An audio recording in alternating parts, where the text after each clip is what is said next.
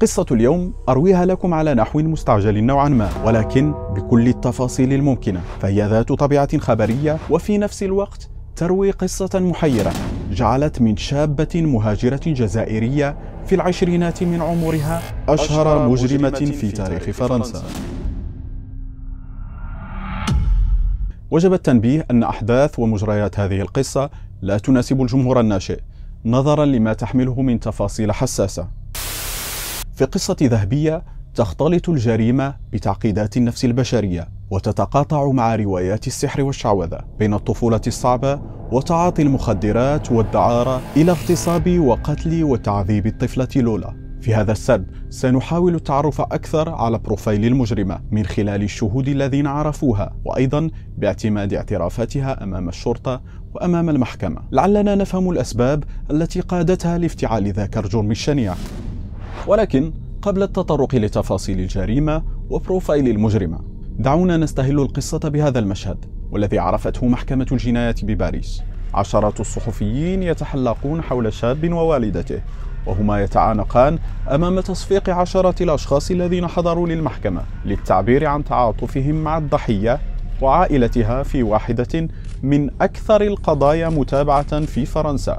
الشاب هو أخو الطفلة لولا رفقة والدتها، واللذين بذلا جهدا كبيرا واستنزفا كثيرا من أجل هذه اللحظة، لحظة تحقيق العدالة والحكم الذي اعتبروه منصفا في حق قاتلة ابنتهم.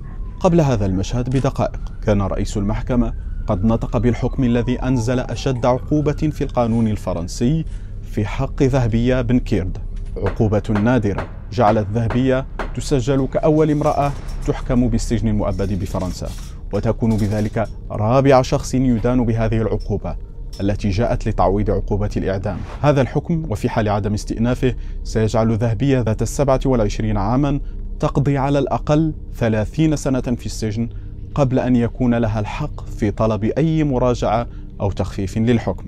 صحفية جريدة لو موند رافائيل باكي، والتي كانت داخل المحكمة أثناء النطق بالحكم رفقة صحفيين آخرين، وصفت كيف أن ذهبية ظلت نظراتها متجمدة وهي تستمع للحكم، وكانت مشاعرها غير قابلة للفهم، في الوقت الذي كان القاضي يفسر قرار المحكمة باختيار العقوبة القصوى استنادا على الشهادات والوقائع والأدلة الجنائية. ولعل المعيار الفاصل الذي جعل المحكمة تذهب لتشديد العقوبة هو رأي الأطباء النفسيين، والذين أكدوا أن ذهبية لا تعاني من أي مرض عقلي، لكنها تشكل خطورة بالغة بسبب سلوكها الإجرامي، ما يعني أنها ستشكل خطرا على المجتمع في حال تواجدها خارج قضبان السجن.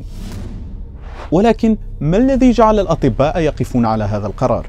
وما دلائل الإدانة والاعترافات التي أوصلت ذهبية لما يشبه حبل المشنقة في بلداننا العربية؟ وما علاقة كل هذا بالسحر والشعوذة؟ للإجابة عن هذه الأسئلة دعونا نعود لأطوار جلسات هذه المحاكمة. محاكمة انطلقت منتصف شهر أكتوبر اعترفت خلالها ذهبية بما وقع، ووجهت خلالها المتهمة بكافة الدلائل والشهادات التي جعلتها تتلقى أقصى عقوبة في القانون الفرنسي. في أول أيام المحاكمة ظهرت ذهبية في قفص الاتهام، وقد تغير شكلها حيث زاد وزنها كثيرا منذ لحظة الاعتقال، وبدأ الشيب يغزو رأسها وكأنه مر على اعتقالها 20 عاما لا 3 سنوات. حتى يكون الحكي متسلسلا والصورة واضحة في ذهن المشاهد، اخترت أن لا أعتمد في سردي على طريقة سير المحاكمة والتي تعتمد السؤال والجواب، ولكن سأحكي لكم القصة بتفاصيلها منذ البداية. والبداية ستقودنا لحي بلوزداد في العاصمة الجزائر، حيث ولدت ذهبية في عام 1998 من أب كان يشتغل سائق حافلة وأم ربة بيت. توفي والد ذهبية وهي في سن صغيرة، ما جعل الأسرة تدخل في حالة من الفقر. اضطرت الأم في بداية 2000 للهجرة لفرنسا للاشتغال، فيما بقيت ذهبية وأخواتها في الجزائر.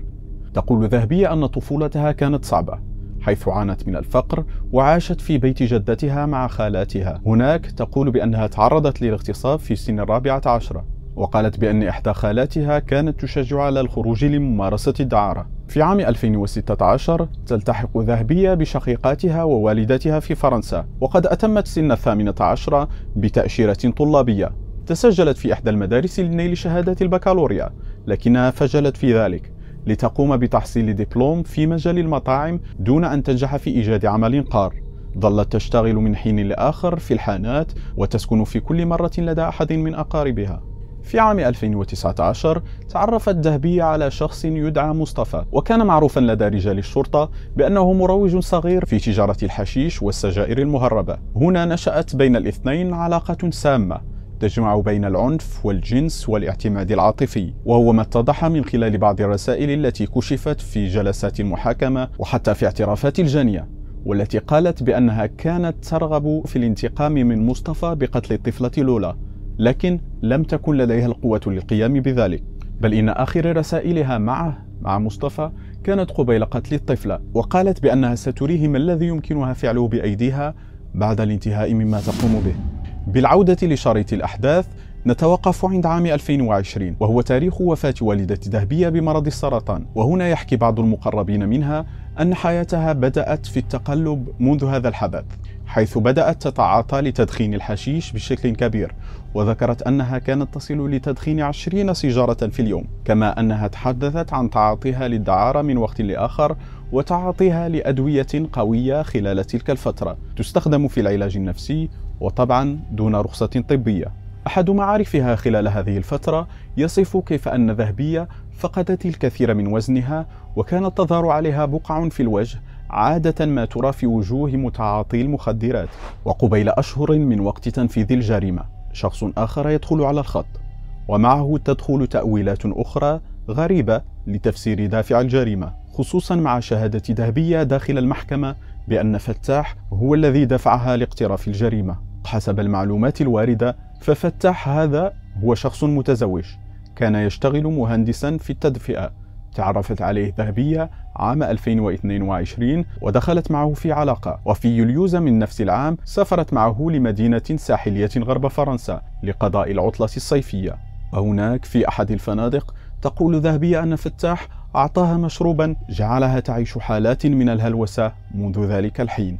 وعن فتاح دائما تقول إحدى أخوات ذهبية نقلا عن الجانية بأنه ساحر كبير، وأنه مكنها من التواصل مع والدها ووالدتها المتوفيين، كما أنها قالت بأن فتاح أرى أختها صورا لأطفال ادعى أنه قام بقتلهم، وأنه أخذها لمقبرة حيث قام بدفنهم.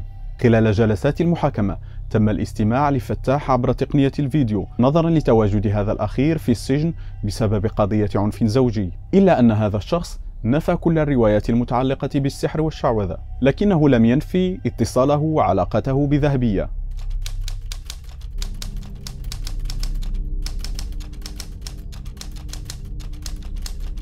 من هذه الرواية وهذه السياقات سننتقل لنعيش يوم الجريمة ونتحرى تفاصيلها حسب ترتيب زمني ومن خلال مشاهد إعادة تمثيل الجريمة، وتبعا لاعترافات المتهمة والشهود وإثباتات علمية وطبية أجريت على جسد الضحية وعلى شخصية الجانية. نحن الآن في 14 من أكتوبر من عام 2022. كانت الساعة تشير للرابعة بعد الزوال حين رصدت كاميرا مراقبة بوابة العمارة 119 في حي مانا بالدائرة 19 في باريس ولوش ذهبية العمارة، حيث تسكن لدى إحدى أخواتها، وخلفها الطفلة لولا العائدة من المدرسة. ذهبية في اعترافاتها قالت بأنها طلبت من لولا مساعدتها في إنزال حقائب من بيتها، وتحججت بأنها في حاجة للتصريح أو البادج الخاص بالمصعد للقيام بذلك. وبعدما رافقتها الطفلة سحبتها من يدها داخل الشقة التي أغلقتها بإحكام.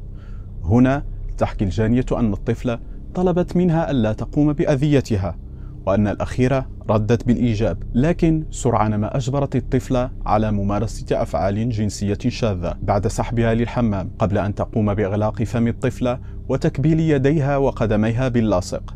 وبعد انتهائها من ذلك تقول الجانية أنها ضربت الطفلة برأسها وتركتها ملقاة على الأرض في صالة الشقة، وبعد لحظات شرعت الطفلة في الاختناق وبدأ جسدها يتشنج وهي تحتضر. حينها شغلت ذهبية جهاز التلفاز بصوت عال وبدأت بالرقص.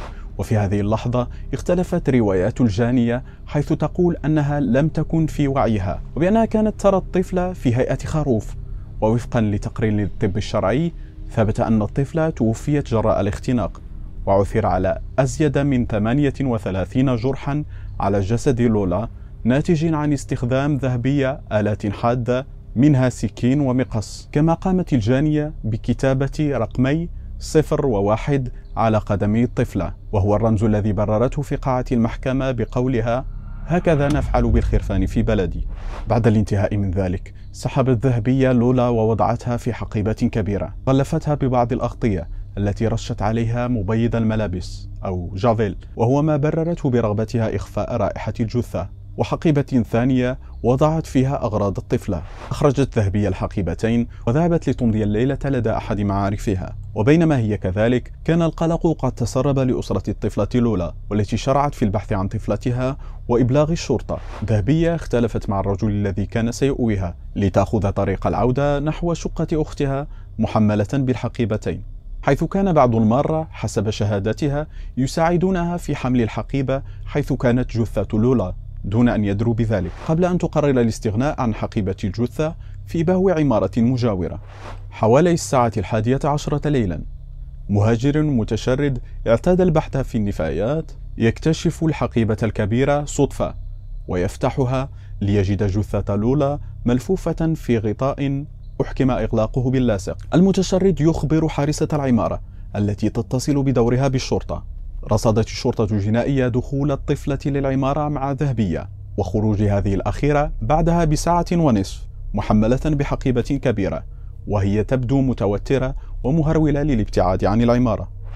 تحقيقات الشرطة وتتبع عناوين ذهبية قادت المحققين لشقة أحد معارفها في منطقة بوا كولومب ضواحي باريس. في صبيحة اليوم الموالي يلقى القبض على ذهبية دون مقاومة، ومع بداية التحقيق قامت المتهمة بداية بالإنكار ثم بالاعتراف أنها قامت بأذية الطفلة لولا، وبعدها قالت أنه كان شخصا آخر وليست هي من فعل ذلك، لكنها لم تبدي أي تعاطف، ما جعل أحد المحققين يقول أن ذهبية بدت وكأنها في عالم آخر منفصل عن الواقع.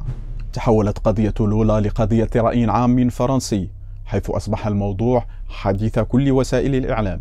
كما خرجت عدة مسيرات متضامنة مع أسرة الطفلة، ناهيك أن الواقعة استخدمت من قبل منتخبين ومسؤولين داخل الدولة لأغراض سياسية، حيث سارعت التيارات اليمينية لإدانة الحكومة آنذاك لكون ذهبية تعيش في فرنسا بطريقة غير شرعية، وذلك بعد حصولها على قرار إداري يجبرها على مغادرة التراب الفرنسي، وهو ما زاد من حدة النقاش حول سياسات فرنسا للهجرة. لكن أسرة لولا خرجت آنذاك ببيان طلبت من خلاله ألا يتم استخدام اسم طفلتها لأهداف سياسية. بعد 3 سنوات من التحقيقات التي همت مختلف الطروحات المقدمة، بما في ذلك خبرة أهلية ذهبية العقلية ودفوعات أسرة الضحية، أسرة تفككت بعد الواقعة، حيث توفي والد لولا بعدها بعام ونصف بسبب حزنه الشديد على ابنته، كما تحدثت مصادر من محيط العائلة. لكن رواية السحر والشعوذة واحتمالية أن تكون الطفلة لولا من الأطفال الزهريين وأن تكون هذه إحدى طقوس الشعوذة ظلت في نظر الكثيرين من متابعي هذا الملف مستبعدة، حيث أن أحد المكلفين بالملف الجنائي قال أن فرنسا لم تعد تقتل المشعوذات، وهي نفس المقولة التي تنسب للفيلسوف الفرنسي فولتير.